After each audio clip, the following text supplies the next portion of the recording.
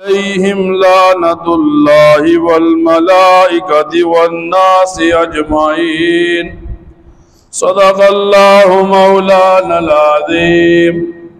إن الله وملائكته يصلون على النبي يا أيها الذين آمنوا صلوا عليه وسلموا تسليما. اللهم صل على محمد وعلى آل محمد كما صليت على إبراهيم وعلى آل إبراهيم إنك حميد مجيد. اللهم بارك على محمد وعلى آل محمد كما باركت على إبراهيم وعلى آل إبراهيم إنك حميد مجيد. قرآن کریم کی ایک آیت مبارکہ تلاوت کی.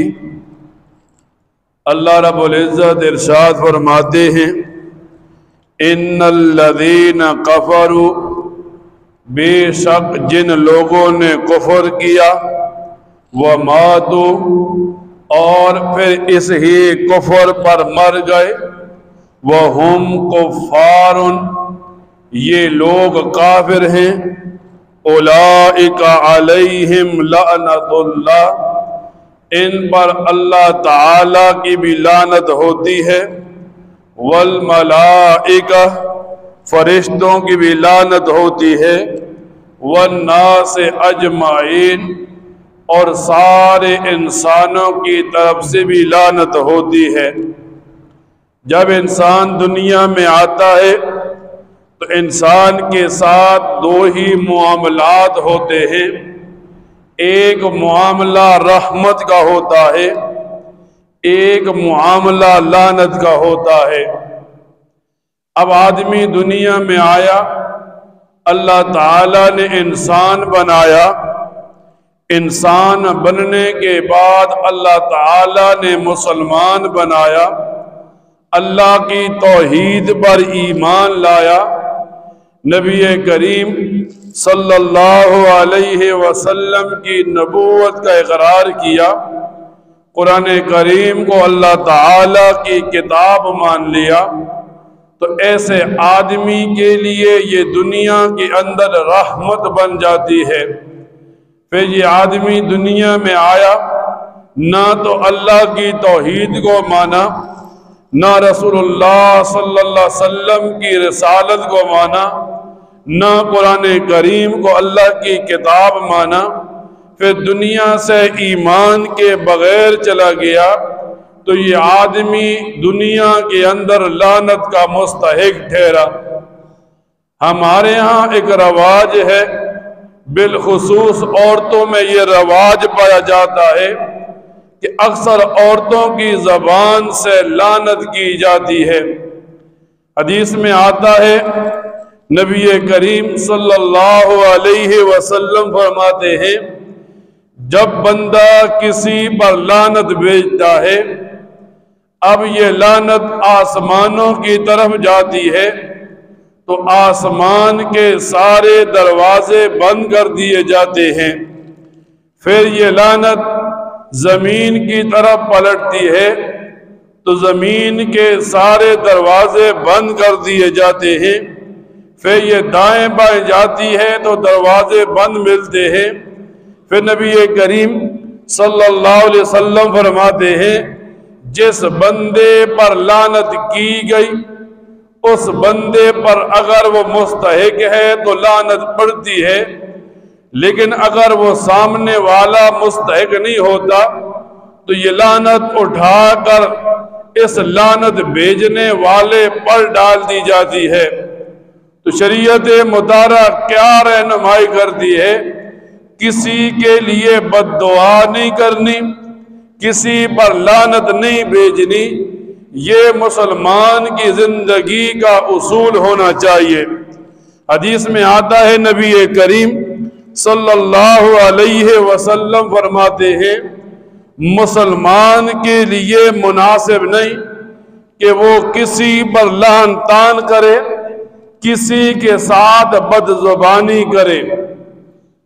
اب جب آدمی دنیا میں دیکھتا ہے کچھ چیزوں پر لعنت کرنے سے منع کیا گیا، کچھ چیزوں پر قرآن و حدیث لعنت کرتے ہیں۔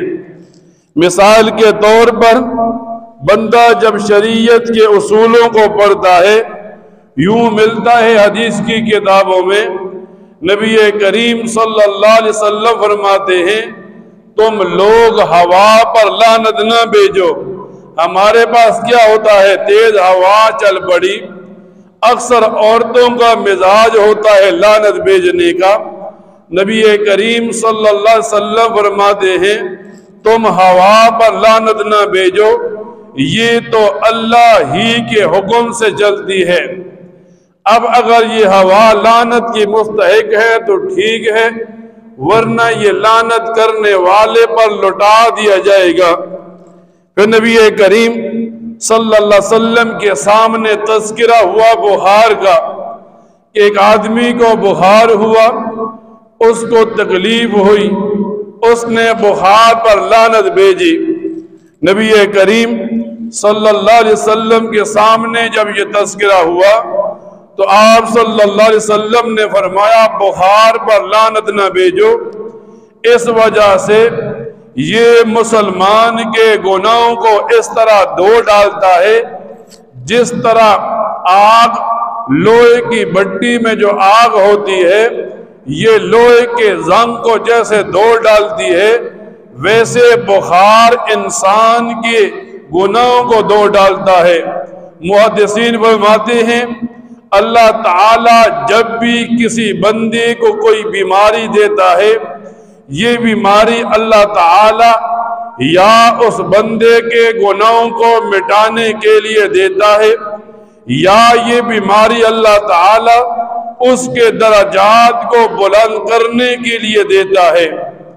پھر نبی کریم صلی اللہ علیہ وسلم فرماتے ہیں تم مرغ پر لعنت نہ بھیجو۔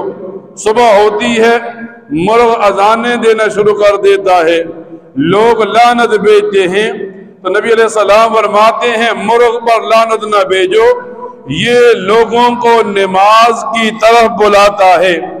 اب ایک مسلمان کو جب یہ باتیں بتا دی گئیں تو اب اسے بتایا گیا کچھ لوگوں پر قرآن بھی لعنت کرتا ہے، اللہ کا رسول بھی لعنت کرتا ہے، اور دنیا کے سارے لوگ بھی لعنت کرتے ہیں۔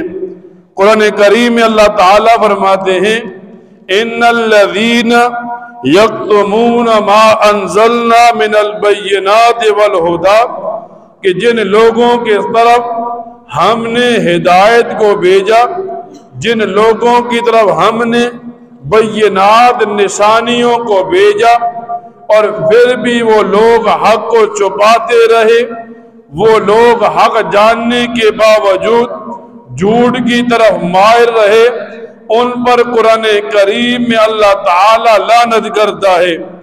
یوں آتا ہے سیرت کی کتابوں میں کفار نبی کریم صلی اللہ علیہ وسلم کو اپنی اولادوں سے زیادہ جانتے تھے، حق پر ہونے کے باوجود آپ کی ذات کا انکار کرتے تھے۔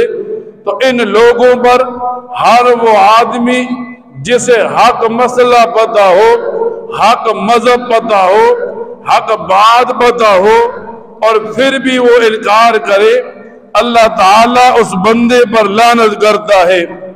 پھر بندہ قرآن کریم کو اٹھاتا ہے، قرآن کریم میں اللہ تعالیٰ فرماتے ہیں فَنَجْعَلَ لَعْنَتَ اللَّهِ عَلَى الْكَاذِبِينَ، اللہ جھوٹ بولنے والوں پر لعنت کرتا ہے۔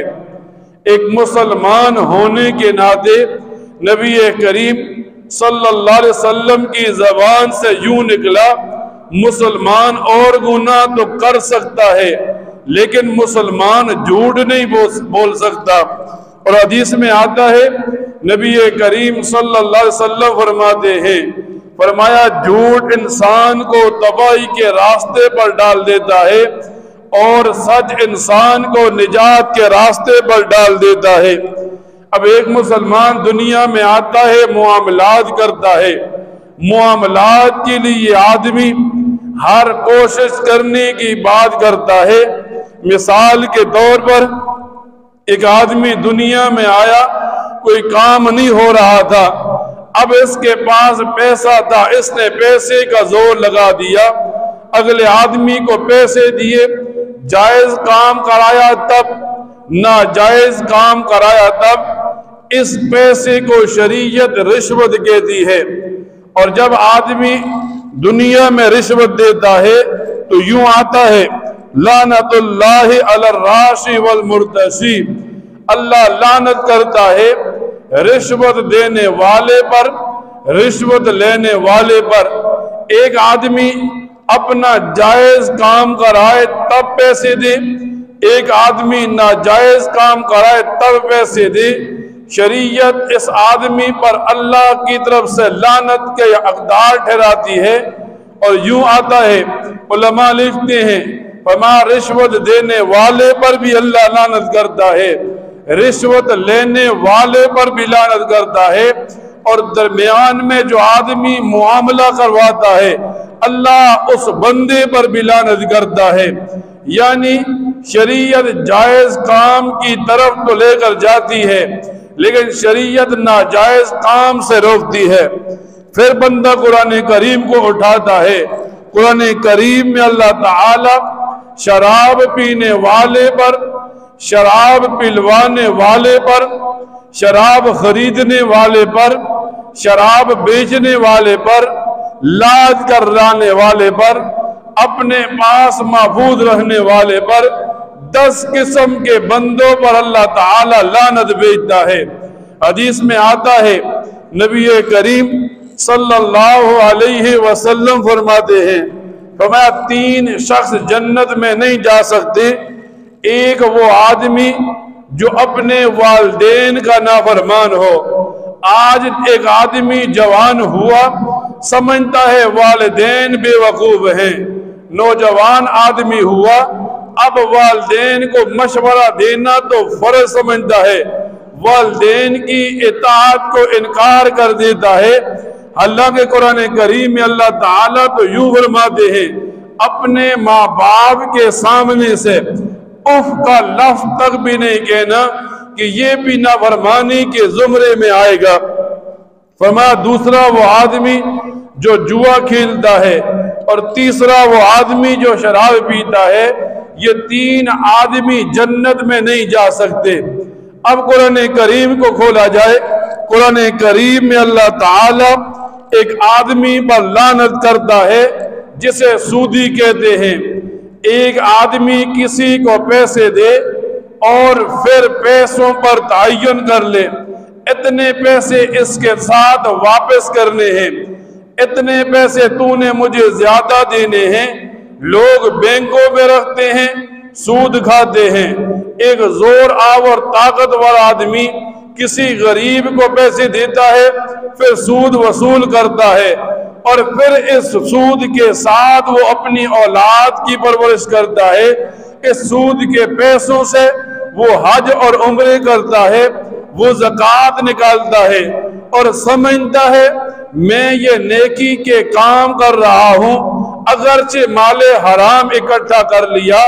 حالانکہ حدیث میں تو یوں آتا ہے، یہاں تک فرمایا نبی کریم صلی اللہ علیہ وسلم نے، جس آدمی نے حرام مال اکٹھا کیا پھر اس میں سے زکوٰۃ صدقہ نکالا نیکی کی نیت سے، تو یہ آدمی دائرہ اسلام سے نکل جاتا ہے۔ آج جس معاشرے میں ہم رہتے ہیں، لوگ اپنے پیسوں کو بڑھانے کے لیے سود کا کاروبار کریں گے، بینکوں میں لاکھوں کی تعداد سے پیسے رکھیں گے، پھر ان سے وہ نفع اٹھائیں گے، پھر وہ زکوٰۃ نکالیں گے، پھر وہ حج پر جائیں گے، عمرے پر جائیں گے، اور سمجھیں گے کہ حرام سے اگر نیکی کر لی تو حلال میں تبدیل ہو گیا۔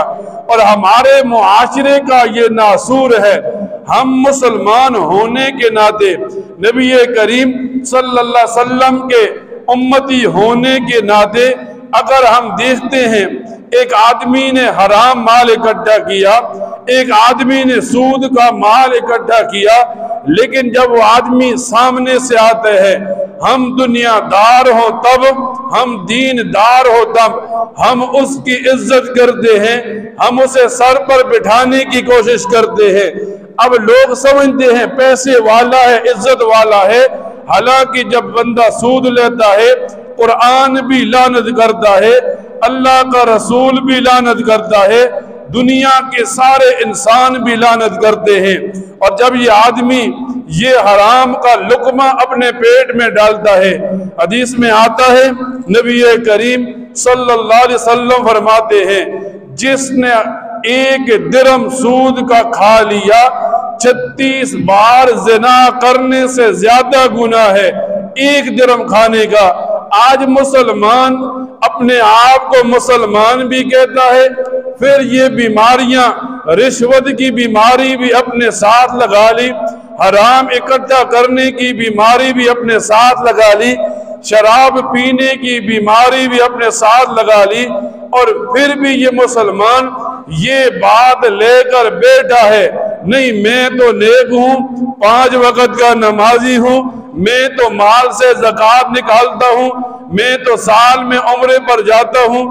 اب یہ سمجھتا ہے یہ بخشش کے بہانے ہیں، حالانکہ حدیث میں آتا ہے قیامت کا دن ہوگا، نبی کریم صلی اللہ علیہ وسلم صحابہ سے پوچھتے ہیں بتاؤ مسکین کسے کہتے ہیں؟ صحابہ کرام تعریف کرتا ہے، کوئی کہتا ہے جس کا گھر نہ ہو اسے مسکین کہتے ہیں، کوئی صحابی کہتا ہے جس کے پاس کھانے کے لیے کوئی نہ ہو اسے مسکین کہتے ہیں۔ باتوں میں بات چل پڑی، نبی کریم صلی اللہ علیہ وسلم نے فرمایا نہیں، قیامت کے دن ایک آدمی آئے گا، اتنی نیکیاں ہوں گی جتنے پہاڑ جتنے نیکیاں، لوگ دیکھ کر اس کی تعریف کریں گے اس کی کتنی نیکیاں ہیں۔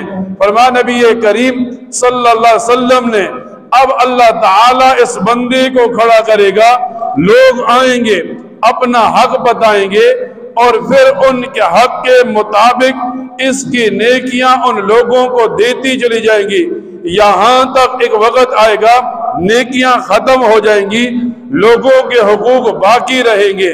پھر نبی کریم صلی اللہ علیہ وسلم فرماتے ہیں لوگوں کے گناہ اس کے نامہ اعمال میں ڈالے جاتے رہیں گے، یہاں تک کہ جب لوگوں کے حقوق پورے ہوں گے اس کی نیکیوں کا پہاڑ ختم ہو گیا ہوگا، اس کے گناہوں کا پہاڑ کھڑا ہو گیا ہوگا۔ تو فرماتے ہیں اللہ کے رسول ایسا آدمی مسکین ہے۔ ہم دنیا میں رہتے ہیں، دنیا میں مسلمان ہونے کے اعتبار سے ہمیں چاہیے ہم ان طریقوں پر چلیں، ہم ان باتوں کو اختیار کریں جن باتوں میں اللہ کی رحمت اترتی ہے۔ اگر ہم دنیا میں رہیں، رشوت کا معاملہ کریں، شراب پینے کا معاملہ کریں، ہم دنیا میں رہیں سود کا معاملہ کریں، ہم دنیا میں رہیں جادو ٹونے کا معاملہ کریں، لوگوں کے ساتھ دشمنی کا معاملہ کریں، لوگوں کے حقوق دبانے کا معاملہ کریں، گھر کے اندر اولاد کی پرورش ایسی نہ کریں جیسا کافر کرتا ہے، ایسی کرے جیسے شریعت رہنمائی کرتی ہے۔ جب ہم ان باتوں پر عمل کریں گے پھر ہم مسلمان کہلانے کے حقدار ٹھہریں گے۔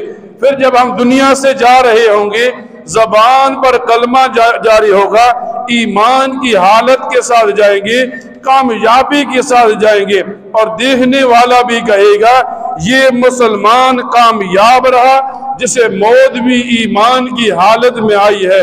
اللہ تعالیٰ سے دعا کیا کرے اللہ تعالیٰ ان باتوں کو سننے کے بعد ان پر عمل کرنے کی توفیق عطا فرمائے۔ وآخر دعوانا الحمدللہ رب العالمین۔